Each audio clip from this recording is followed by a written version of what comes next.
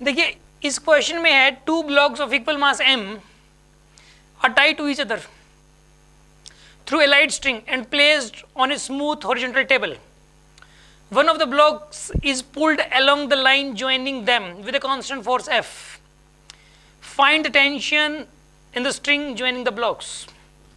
देखो यहां पे एक स्मूथ सरफेस है, ठीक है, स्मूथ सरफेस है यहां पे एक, ठीक है, यहां पे स्मूथ हॉरिजॉन्टल सरफेस है, इसने बोला है हॉरिजॉन्टल टेबल है, हॉरिजॉन्टल वर्ड इसने यूज कर लिया है, और यहां पे एक ब्लॉक है m मास का और एक दूसरा भी यही सेम मास का ब्लॉक है, ये दूसरा ब्लॉक भी m मास का ही है, ये m मास का, दूसरा ब्लॉक भी m मास का, और इनके बीच में एक स्ट्रिंग से ये दोनों कनेक्टेड हैं, और इनकी जो लाइन ज्वाइनिंग है इसके अलोंग एक फोर्स लगाया गया, और इस फोर्स की वैल्यू दे रखी है f is a constant force, इसने बोला है कि f is a constant force, ठीक है। आपको ये बताना है स्ट्रिंग में टेंशन कितनी आएगी, find the tension in string, find tension in string, ये क्वेश्चन है। मैं एक बार इस क्वेश्चन को समझा दे रहा हूं, ठीक है। इस क्वेश्चन के अंदर देखो एक स्मूथ हॉरिजॉन्टल सरफेस है, स्मूथ हॉरिजॉन्टल सरफेस है, दो ब्लॉक्स हैं, दोनों का मास बराबर है, आइडेंटिकल ब्लॉक्स हैं, दोनों ही m मास के हैं, m is given here. Given क्या क्या है यहाँ पे गिवन आप आंसर f और m की टर्म्स में बता सकते हो, क्योंकि यहाँ पे गिवन है, यहाँ पे गिवन है, f भी गिवन है और m भी गिवन है, दोनों गिवन है, ठीक है ना।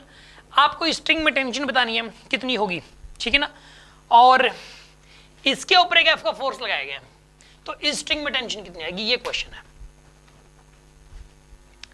हाँ जी, देखिए इस क्वेश्चन कैसे करें, इसमें आप स्ट्रिंग में टेंशन T मान लो, आप ये T इंटरनल फोर्स हो गया इस पूरे सिस्टम के लिए, ठीक है।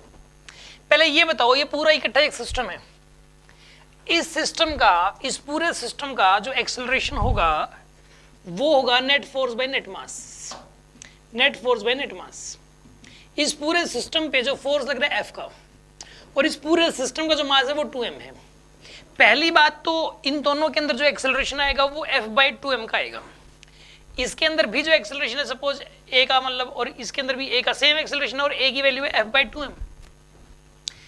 अब एक बात बताओ, इस वाले ब्लॉक से निकाल लो t की वैल्यू, जो इस वाले ब्लॉक से निकाल लो। सपोज मैं इस वाले ब्लॉक का यूज कर रहा हूँ, ये पिछले वाला जो ब्लॉक है, ठीक है, इसकी FBD और इफेक्ट, यहाँ पे मैं बना रहा हूँ FBD और यहाँ बना रहा हूँ मैं इफेक्ट।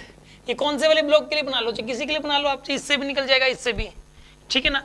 ये जो रियर ब्लॉक है, ठीक है ना, मैं रियर ब्लॉक की बात कर रहा हूँ, रियर ब्लॉक मैं इस वाले ब्लॉक के लिए बना रहा हूँ, ठीक है ना। इस वाले ब्लॉक के ऊपर बताओ कौन कौन से फोर्स लग रहे हैं, एक ही लग रहा है T का, बस ये वाला ब्लॉक है, इसके ऊपर एक ही फोर्स लग रहा है, वो भी T का, और इसका एक्सेलरेशन सिर्फ एक ही है, A, वो भी एक ही है। क्या मतलब, ये एक ही है, मतलब इस तरफ जा रहा है कि एक्सेलरेशन से, इसका मास है m, T का फोर्स लग रहा है और A का एक्सेलरेशन है। ये जो एक्सेलरेशन है इसकी वैल्यू कितनी यहाँ पे F/2m, F/2m इस एक्सेलरेशन की वैल्यू। अब आप मुझे एक बात बताओ, इसके अंदर जो एक्सेलरेशन है इसमें फोर्स तो एक ही लग रहा है, तो बात पक्की है, जो normal reaction of mg balance कर रहे हैं इस पे फोर्स एक ही लग रहा है, वो भी T का।